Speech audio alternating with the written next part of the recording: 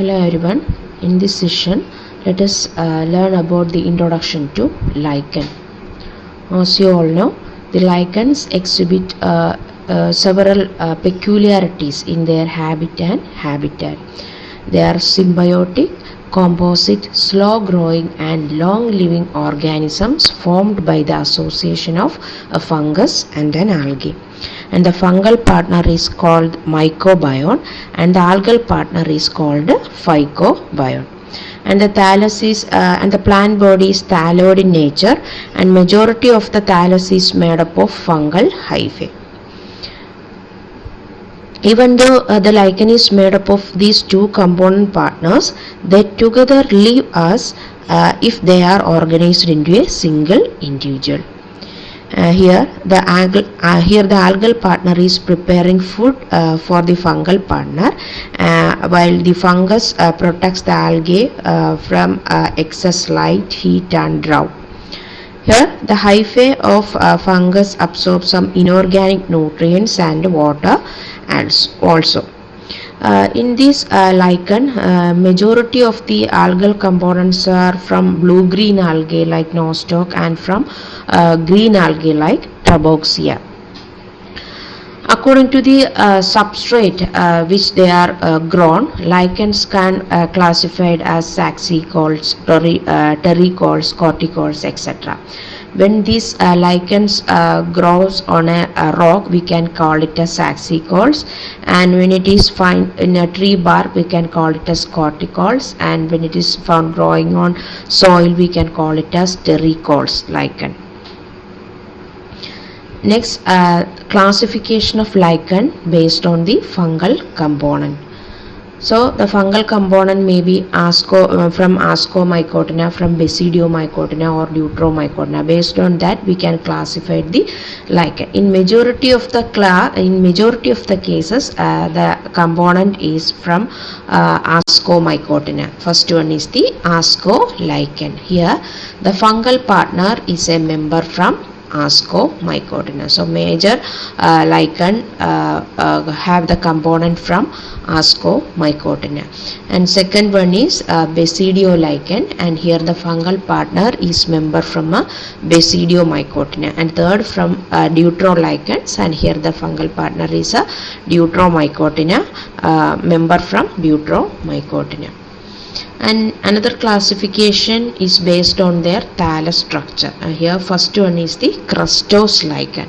Here the thallus of the lichen is thin, flat and crust-like and firmly attached to the substratum, and it is difficult to remove from the substratum. Just like this, here we can see the lichen firmly attached to the tree trunk, and it is firmly attached to the rock surface. So that type of lichen is called crustose lichen.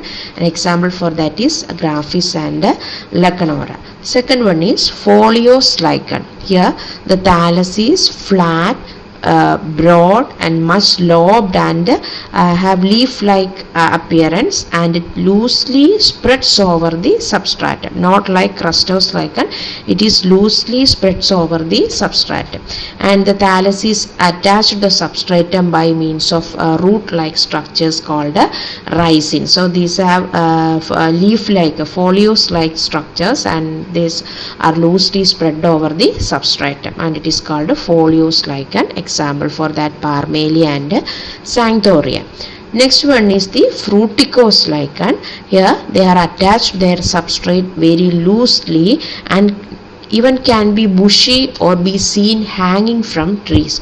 So they are look like the shrub, and it is a shrubby in appearance, and it is hanging from trees, and it is very loosely attached to the substratum, and it attached to the substratum with by means of a disc-like structure. And these fruticose lichens are often described as shrub-like or mossy, and they are also the fastest growing type of lichen. Here the thallus is attached to the substratum by a basal disc, and it grows upright or hangs down from the substratum. Just like this, it hangs down from the substratum or grows upright towards the substrate. And the disc is made up of compactly arranged hyphae. Example for fruticose lichens are Asnia and Cladonia. Next is the internal structure of lichen. So the basic internal structure of lichen is almost similar in different types, but there are some variations, small variations. In some cases, the algal and fungal components are almost uniformly distributed without the formation of distinct algal or fungal layers, and this is called homomerous condition. In this diagram you can see that there is no differentiation into algal layer or fungal layer.